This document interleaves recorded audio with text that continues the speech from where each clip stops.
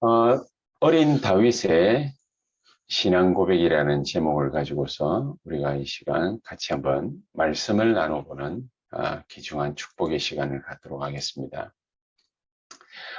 우리가 새벽 기도 때에도 계속해서 말씀을 같이 보고 있습니다만, 지난주 랩런트 예배 때, 세 번째 대지에 이 목사님이 이런 말씀을 하셨어요. 그 마음에 굉장히, 또 많이 남고, 또 이 말씀이, 실제로 우리의 삶 가운데 그대로 각인뿌리 체질되는 그런 축복이 있게 해달라고 기도하면서 이 말씀을 받았는데, 어떤 말씀이었냐면은, 이런 말씀 중에 슬픔이나 갈등이나 상처가 우리에게 어린 시절에 각인되어 있으면 우리가 그 각인된 것을 가지고서 슬픔, 갈등, 상처 이런 걸 가지고서 현장에 나가게 된다면 그 갈등이 상처가 우리 삶 속에서 뿌리를 내리게 된다. 없어지지 않고 각인된 것이 현장에 갔을 때에 사람을 만났을 때에 일을 하다가 그 갈등과 상처와 슬픔이 뿌리를 내리게 돼 있다. 그 뿌리 내린 것이 시간이 흐르면 열매로 나타나게 되는데 이 열매가 체질로 나타나게 되는 것이다. 이 열매로 나타나는 체질이 시간이 흐르면 그대로 되어지는 것이다. 뭐가요? 우리가 과거에 어릴 때부터 각인됐던 것.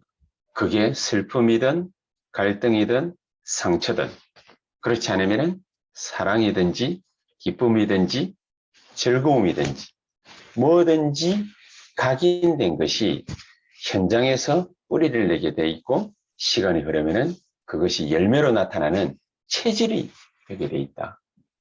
이 어린 다윗이 과거에 정말로 하나님만을 바라본 증거가 나타나는 것이 시편의 거의 7, 80% 다윗이 쓴 것이지. 그러면 이 시편을 뭐 글재주가 뛰어나면 쓸 수 있겠죠. 근데 하나님이 이 다윗을 어떻게 축복했냐면은 시편 5편 3절에 보니까 내가 아침에 주를 향하는 기도를 한다. 그렇게 되어 있습니다. 아침마다 주님을 향하는 기도의 놀라운 축복을 다윗이 어릴 때부터 누렸던 것입니다. 그러니까 이 다윗이 문제라는 현장을 만나고 현실이라는 현장을 만나고 환경과 상황이라는 현장을 탁 만나니까 각인된 것이 뿌리를 탁 내렸는데 어떻게 뿌리를 내렸냐? 237을 살릴 수 있을 만큼 237이 연결되어질 수 있을 만큼 하나님의 언약을 굳게 딱 붙잡고 나아가게 된 것입니다. 그렇죠? 그렇다면 지금 이 현실이 이 상황이 이게 굉장히 중요한 것인데 우리가 지금이라는 또 현실이라는 이런 현장을 어떻게 뿌리내리느냐 우리가 과거에 받은 것, 각인된 것, 편집된 것 그것을 가지고서 뿌리를 내리게 돼 있다.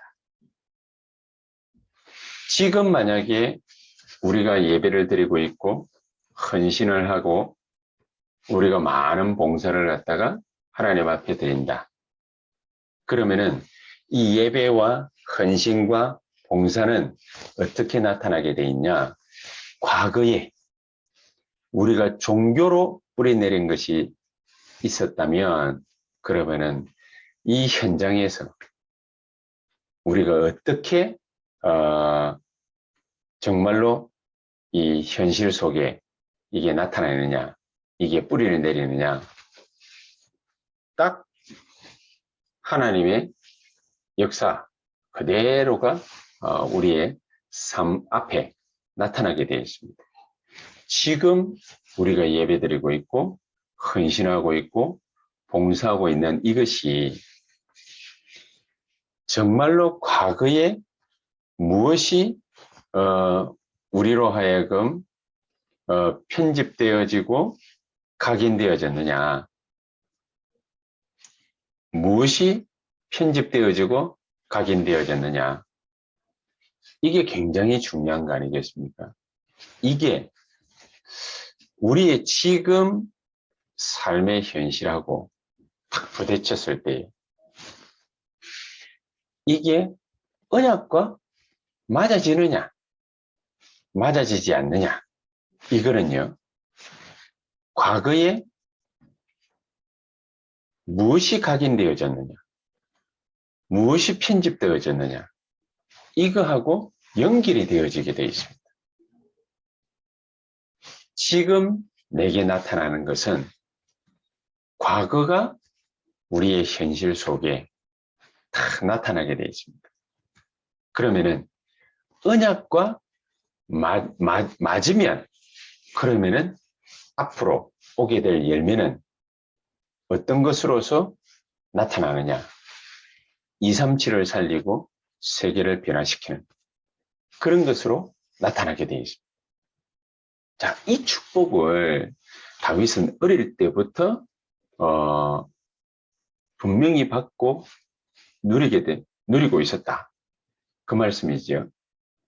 자, 그렇다면 우리는 어떻게 이 다윗이 어릴 때부터 붙잡은 이 언약을 우리도 붙잡을 수 있겠냐? 다윗의 스승이었던 사무엘, 또 이 사무엘의 진정한 영적인 부분을 가르쳐 주었던 그 사무엘의 어머니 한나. 이 한나가 어떻게 하나님의 응답을 받게 됐는지 우리가 눈여겨볼 필요가 있습니다. 이 한나는 우리가 잘 알고 있는 대로 처음부터 올바른 기도를, 정말로 언약을 깨달은 기도를 한 게 아니지요. 분인나라는 여자가 아이를 갖고 있는데 자기는 자녀가 없으니까 그것 때문에 분통이 터져서 기도하게 됐는데, 이 부분을 정확하게 한나가 깨달으니까 한나에게 하나님이 올바른 언약을 딱 붙잡게 하셨는데, 그 붙잡은 언약이 뭡니까? 나실인이에요. 나실인이라는 이 언약을 하나님은 한나에게 정확하게 붙잡게 하신 것입니다. 이 언약 굳게 붙잡은, 올바른 언약을 굳게 붙잡은 한나가 기도하니까 이 한나의 기도로 말미암아서 세계가 변화되는, 세계를 변화시키는, 이스라엘을 변화시키는 그런 인물이 나왔습니다. 그 인물이 바로 사무엘이었습니다. 이 사무엘이 올바른 언약을 하나님으로부터 딱 깨닫게 되는 그 순간이 왔는데, 그게 바로 다윗처럼 어릴 때 언약궤 옆에 누웠을 때 이 사무엘이 기도하다가 하나님의 주시는 큰 언약을 보게 됩니다. 어떤 언약을 보게 됩니까? 자기 엄마 한나가 붙잡았던 나실인이라는 가장 귀중한 언약을 이 사무엘도 정확하게 보게 됩니다. 사무엘이 나실인의 언약을 어떻게 보게 됐냐? 이 사무엘이 언약궤 옆에 누웠을 때에 자기의 영적 스승이라고 말할 수 있는 엘리 대제사장은 자기 처수에 누웠더라, 그렇게 말씀을 하고 있죠. 우리가 계속해서 듣던 말씀입니다. 이 사무엘이 기도하다가 다른 사람들 눈에는 절대로 보여지지 않는 것, 그것을 이 사무엘이 정확하게 딱 보게 됩니다. 무엇을 보았습니까? 복음 없는, 언약 없는 사역자의 모습, 언약 없는 제사장의 모습을, 하나님의 음성 들을 줄 모르는 제사장의 모습을, 그 모습을 정확하게 본 것입니다. 그래서 사무엘은 하나님 앞에 그 엄마가 기도했듯이 나시린의 축복을 달라고 분명히 기도한 것이 확실합니다. 그러니까 이날 이후로 그랬죠. 이날 이후로 사무엘이 말 한마디 땅에 떨어지지 아니했다. 사무엘상 3장 19절에 말 한마디 땅에 떨어지지 아니했다. 이 기도하는 한 사람 사무엘 때문에 그 사무엘을 통해서 모든 재앙 막는 일들이 일어나게 된 것이죠. 대부분 틀린 언약을 붙잡고 있는데 사무엘은 올바른 언약을 굳게 딱 붙잡은 것입니다. 이게 언약 하나 똑바로 붙잡았는데 이스라엘을 살리고 237 나라 살리는 그런 큰 하나님의 역사와 축복 속에 들어가게 된 것입니다. 저와 여러분들이 우리가 나이가 많다 적다를 떠나서 오늘 이 시간에 정말로 하나님이 나의 이 현장에서 나에게 이 일을 통해서 과연 어떤 언약을 깨닫게 하시기를 원하시느냐. 이 축복을 분명하게 받게 되는 그런 우리 새언약교회 모든 성도님들 다 되시기를 주 예수의 이름으로 축복합니다. 한나가 틀림없이 처음에는 바른 기도를 하지 않았습니다. 한나는 처음에는 분명히 틀린 기도를 했습니다. 그러나 한나가 이내 깨닫게 되지요. 아, 정말로 내게 아이를 달라고 기도할 것이 아니라 이 나라와 미래를 위해서 정말로 필요한 자식이 필요하구나. 진짜로 꼭 있어야 될 아이가 필요하구나. 그게 바로 나시린이구나. 하나님 나에게 아들 하나 주시면은 이 아들을 머리에 삭도를 대지 않는 나시린으로 하나님께 드리겠습니다. 이 지구상에 무엇이 필요한지를 알았죠. 이 시대에 무엇이 필요한지를 알았죠. 우리가 무엇을 놓고 기도해야 되는지를 알았죠. 세계복음화를 위해서 무엇이 필요한지를 정확하게 아는 것입니다. 그 어머니 한나와 더불어서 사무엘이 이스라엘 땅에 237 나라에 어떤 사람이 필요한가를 정확하게 아는 것입니다.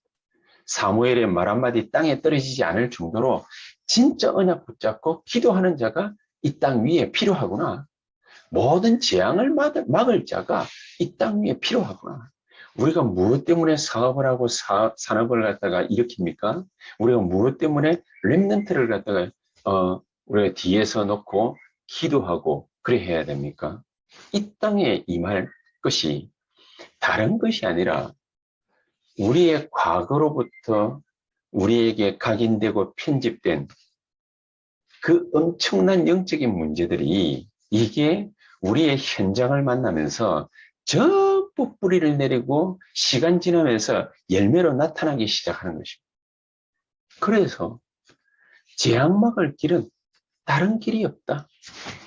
정말로 237 나라와 5천 종족을 놓고서 이 흘러 넘치는 재앙을 막을 그런 언약 가진 자, 정말로 하나님의 능력을 이 땅 위에 진짜 하나님이 원하는 기도를 할 자, 그런 사람을 하나님이 필요로 하신다. 하나님, 내가 그 일을 하겠습니다. 나에게 성령으로 역사해 주시옵소서. 사무엘은 그래서 우리가 본론으로 들어가 보자면 진짜 기도가 뭔지를 정확하게 알은 것입니다. 하나님 이 땅에 이스라엘 땅에 237 나라에 정말로 재앙 만난 저 사람들에게 필요한 것이 뭡니까? 내가 그것을 구할 수 있는 복음 아는 전도자가 되게 해 주시옵소서. 복음 알고 기도하는 그런 남은 자, 순례자, 정복자가 되게 해 주시옵소서. 그 기도를 사무엘은 하나님 앞에 한 것입니다. 그게 나시린의 기도죠. 그러면 사실은 하나님이 볼 때는 다 끝난 것이죠. 그래서 사무엘이 볼 때 기도라는 어떤 것이냐? 첫 번째가 바로 이겁니다. 하늘에서 내리는 응답을 받는 것입니다. 하늘에서 내리는 응답. 하나님은 하늘에서 내리는 응답을 우리가 받기를 원하고 계신 것입니다. 그리고 지금도 이렇게 하나님은 응답하고 계시죠. 하늘에서 내리는 축복과 능력을 우리에게 응답으로 주시기를 원하십니다. 사무엘상 3장 1절에서 19절의 언약궤 옆에서 사무엘이 기도하다가 3번 하나님의 음성을 듣습니다. 첫 번째 들었을 때, 두 번째 들었을 때 눈치 못 채다가 세 번째 들었을 때에 눈치채고 하나님의 정확한 음성을 듣습니다. 진짜 복음 붙잡고 기도하는 자에게 오는 축복이 바로 하늘 보좌의 축복입니다. 그렇죠? 하늘 보좌의 축복을 가지고서 마태복음 28장 16절에서 20절의 말씀처럼 하늘과 땅의 모든 권세를 가지고서 내가 너와 함께 있겠다. 마가복음 16장 19절에 20절을 제자들이 두루다니면서 말씀을 전하는데 보좌에 앉으신 주님이 우리와 함께 하시겠다는 거죠. 그 말이 무슨 말입니까? 내가 너와 함께 있겠다. 하늘 보좌의 축복과 권능을 가지고서 너와 함께 있겠다. 네가 두루다니면서 말씀을 전파하는데 내가 가만히 앉아 있는 것이 아니라 보좌에 앉은 내가 너와 함께 있겠다. 이게 무슨 말입니까? 지금도 함께하는 역사로, 응답으로 내가 너희에게 역사하겠다. 그 말씀이거든요.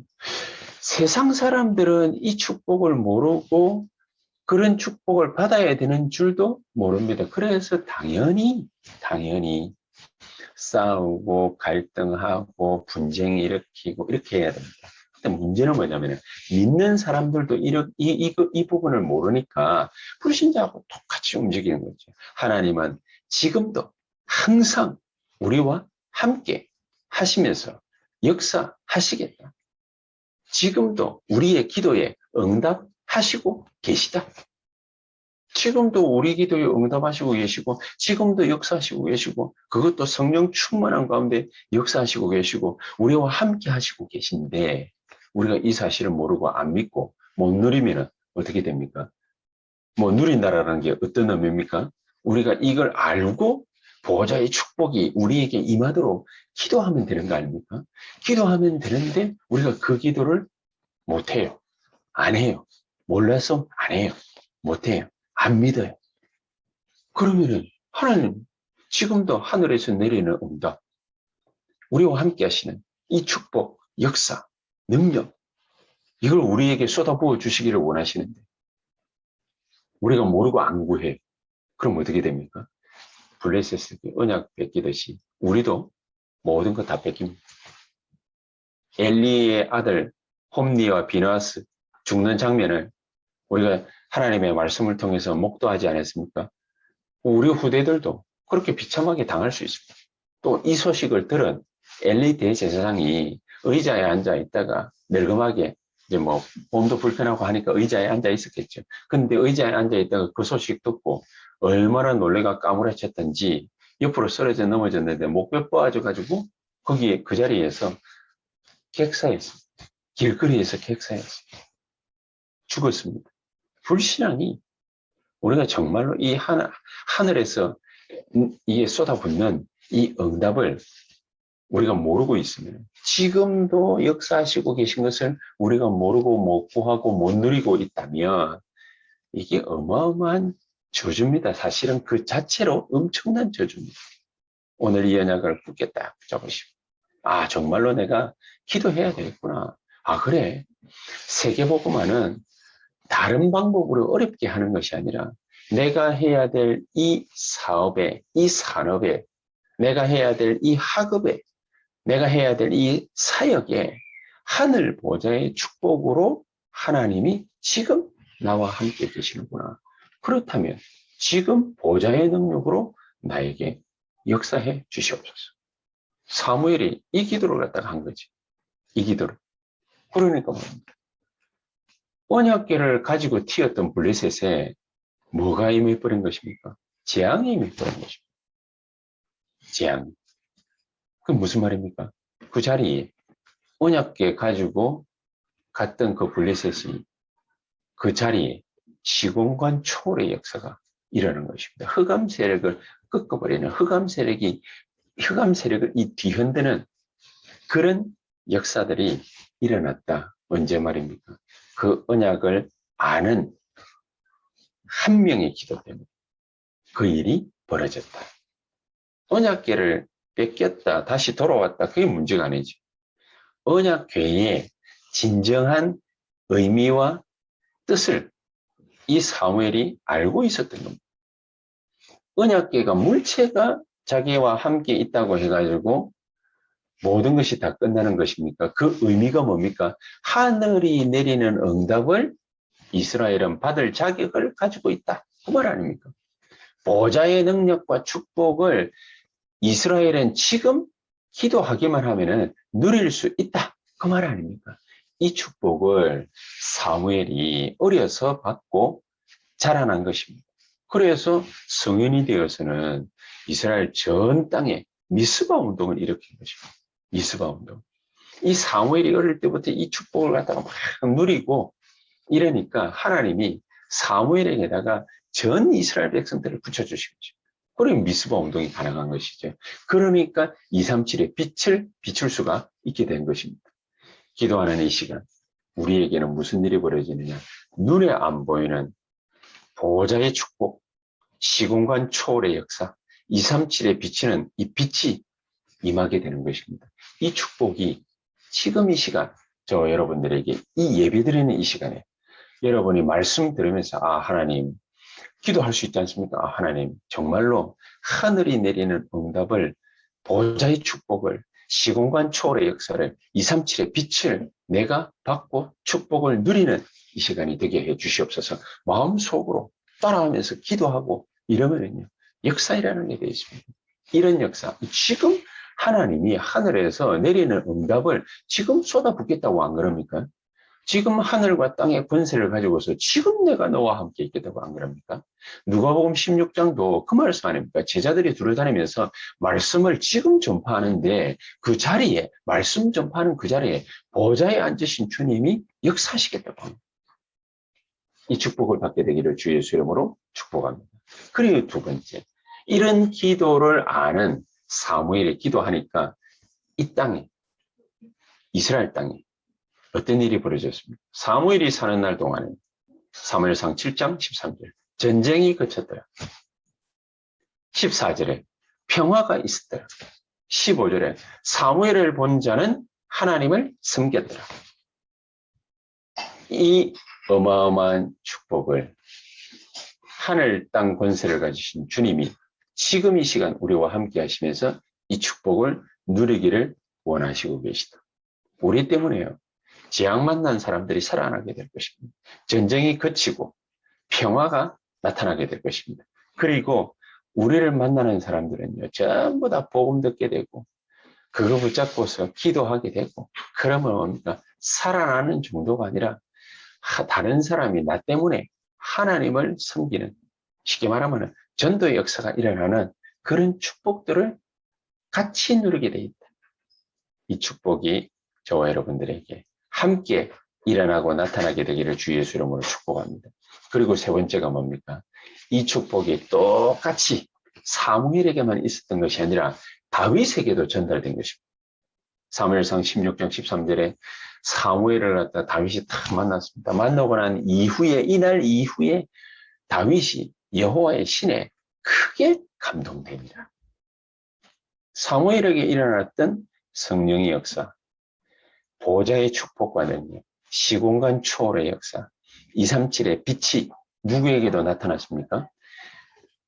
충만함이, 여호와의 신의 충만함이 이날 이후로 누구에게 나타났어요? 다윗에게 나타났어요. 다윗에게 전달되었다. 그래서 다윗은 100년의 응답을 누리는 일들이 계속해서 벌어진 거죠. 어릴 때부터 써온 시편이 시편 전체의 3분의 2를 차지해요. 그리고 다윗이 가는데 사무엘상 16장 23절에 악신이 떠나가는, 그냥 찬양 한마디 했는데 악기 한번 연주했는데 악신이 떠나가는, 이런 영역과 지력이 다 나타나 겸비되어지는 이런 축복이 벌어진 것입니다. 자, 이런 축복만 벌어집니까? 위기를 막는 일들이 다윗을 통해서 나타나는 것이죠. 얼마나 블레셋이 이스라엘을 괴롭혔습니까? 14대를 걸쳐서. 사무엘 선지자 이전까지 14대를 걸쳐서 끊임없이 전쟁을 걸어왔습니다. 끊임없이 시비를 걸어왔고 침공해온 것입니다. 다윗 때에도 골리앗을 보내가지고 이 이스라엘을 격동하는 그런 일들이 벌어졌지 않습니까? 그런데 하나님이 얼마만큼 이 다윗을 축복하셨냐? 위기를 다윗을 통해서 막으셨는데 어떻게 막으셨냐? 다윗이 가지고 있는 자그마한 달란트 하나, 돌 던지는 거, 이게 하나님의 손에 딱 붙잡힌 것입니다. 여러분, 만약에요, 정말로 우리가 다윗이 받고 사무엘이 받고 한나가 받았던 이 축복을 우리가 고스란히 딱 받게 되면은 무슨 일이 벌어지느냐? 그냥 위기를 막았다. 그 말이 아닙니다. 저와 여러분이 가지고 계시는 자그마한 기능이 있죠. 하나님이 그것을 자기의 능하신 오른손으로 딱 붙잡는 것입니다. 우리의 자그마한 기능이 하나님의 손에 딱 붙잡히는 것입니다. 그럼 어떻게 되겠습니까? 우리가 가지고 있는 거 아무것도 아닌데 자그마한 건데 하나님은 그것을 당신의 능력의 오른손으로 붙잡고 사용하시는 것입니다. 우리의 기능이 특별한 게 아닐 수 있습니다. 그런데 우리의 기능이 남들이 보기에는 모질하게 보일 수 있습니다. 그런데 하나님의 능력 속에 붙잡히는 그 순간 큰 역사가 일어나게 될 줄 정말로 확실히 믿습니다. 자, 그렇다면 이 사무엘, 다윗 같은 이런 올바른 복음 붙잡고 기도하는 이 놀라운 축복을 알고 누리고 있는 이 사람이 정말로 언약 붙잡고 기도하게 될 때 무슨 응답이 떠오르냐? 1000년짜리 응답. 이런 응답이 오게 되어 있습니다. 다윗에게는 이 축복이 나타났지. 다윗은요, 평생을 어떤 언약 붙잡고 기도했느냐? 성전 건축이라는 언약을 붙잡고 다윗은 평생을 기도했습니다. 성전 건축이라는 언약을 붙잡고. 그런데 그것이 1000년짜리 응답으로 다윗에게 찾아오게 된 것입니다. 이 모든 것들이 한 명의 여자에게서 출발한 기도이지 않습니까? 그런데 이게 세계를 살리는 응답으로 나타나게 된 것입니다. 무엇이 과거에 우리의 가슴 속에, 우리의 영혼 속에, 우리의 마음과 생각 속에 각인되고 편집되어졌느냐. 거기에 따라서 우리가 현장에서 탁 부딪히는 그 일이, 그 만남을 통해서 하나님은 우리 평생에 받을 응답으로 하나님은 현장에 그 역사들이 뿌리를 쫙 내리게 하실 것입니다. 그리고서 시간이 흐르면은 하나님이 정말로 진짜 열매들을 우리에게 맺게 하시는 것입니다. 세계 살리는 응답, 하나님이 그냥 공짜로 주시는 것이 아니라 문제 올 때마다 우리가 이것저것 핑계 대는 것이 아니라 언약만 똑바로 딱 붙잡으면 됩니다. 핑계를 갖다가 대면은 그러면은 언약이 보이지 않습니다. 핑계를 대면은 응답이 보이지 않습니다. 원망하게 되면은 언약을 붙잡을 수 없습니다. 렘넌트 7명이 아무것도 없는 데서 전부 다 시작했습니다. 우리 교회도 저 여러분도 아무것도 사실은 없습니다. 자그마한 기능이라고 말하는 그런 부분들도 사실은 없습니다. 우리는 교회 건축을 멋지게 할 만한 그런 경제적인 여건도 되지 않습니다. 우리는 처음부터 그랬습니다. 그런데 하나님은 한나와 같이, 사무엘과 같이, 다윗과 같은 그런 인물을 탄생시켜서 하나님의 보좌를 움직이게 하시는 것입니다. 하나님의 보좌. 하나님이 진정으로 원하시는 것은 자신의 앉은 보좌를 움직이는 사람을 찾고 있는 것입니다. 뭐를 열심히 해가지고 이루어내는 사람을 찾는 것이 아니라 당신의 보좌를 움직일 수 있는 사람을 찾는 것입니다. 한나가 하나님의 보좌를 움직일 수 있는 언약을 딱 붙잡은 것입니다. 사무엘이 땅의 모든 재앙을 하늘의 권세를 가지고서 막을 수 있는 기도를 하게 된 것입니다. 그렇죠? 그리고 이 다윗이 그냥 기도를 한 것이 아니라 우리 후대를 전부 살려낼 만한 그런 언약, 성전 건축이라는 언약을 굳게 붙잡고 하나님 앞에 기도한 것입니다. 또 평생을 하나님은 축복하셨습니다. 단 한 번도 전쟁에 지지 않도록 만드십니다. 성전 건축이라는 거, 후대 살리기 위한 성전 건축이라는 거, 그 언약 하나 붙잡고 기도한 것밖에 없는데 하나님은 다윗의 평생에 이 왕생활 40년을 하나님은 전부 돌아보시면서 다윗을 축복하신 것입니다. 저와 여러분들에게 이 놀라운 축복이 그대로 우리 후대들에게 또 우리 주변에 있는 정말로 하나님의 축복을 잘 모르는 사람들에게 그대로 발견되게 되기를, 또 그분들로 말미암아서 또 다른 사람들에게로 전달되게 되기를 정말로 주 예수 이름으로 축복합니다. 우리가 결론을 맺자면 이 다윗은 어리지만은 이런 고백을 했습니다. 오늘 읽은 본문 그대로를 살펴보자면은 형들 앞에 다윗이 탁 섰을 때에 형들이 어린 다윗이 교만하게 보였겠죠. 뭐 가진 것도 없는 것이, 건장한 청년도 아닌 것이 나와서 자기가 나가서 저 가드 사람 골리앗과 싸우겠다 그러니까 얼마나 어처구니 없었겠습니까? 그러나 이 다윗은 내가 어찌 이유가 없겠습니까? 그냥 단순하게 기도의 사람이 아니라 언약을 굳게 붙잡은 기도의 사람 다윗입니다. 그리고 이 다윗은 비록 소년이었지만 훈복조차도 맞지 않는 어린아이였지만 하나님은 이런 다윗이 정말로 저주와 재앙의 소리를 듣고서 그 울분을 참지 못하고 사울왕 앞에 서서 한 고백을 하나님은 들으신 것입니다. 여호와께서 사자와 곰에서 나를 건져주셨습니다. 사울왕 앞에서 한 고백입니다. 여호와께서 사자와 곰에서만 나를 건져주신 것이 아니라 저 여호와를 모욕하는 저자의 손에서도 나를 건져주실 것입니다. 그리고 직접적으로 또 골리앗 앞에 딱 섰을 때는 너는 칼창 단창으로 내 앞에 나왔지만 나는 네가 모욕하는 만군의 여호와의 이름으로 네 앞에 섰다. 전 세계의 여호와의 이름을 오늘 분명하게 알리겠다. 그리고 하나님이 내 목을 내 손에 반드시 붙이실 것이다. 어릴 때부터 하나님의 언약 발견하는 것은 다윗이 기가 차게 한 것입니다.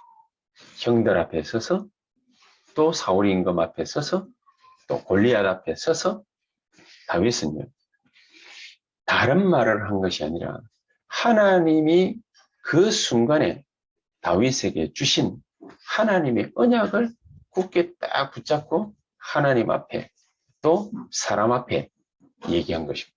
신앙 고백한 것입니다. 내가 이유가 어찌 없겠습니까?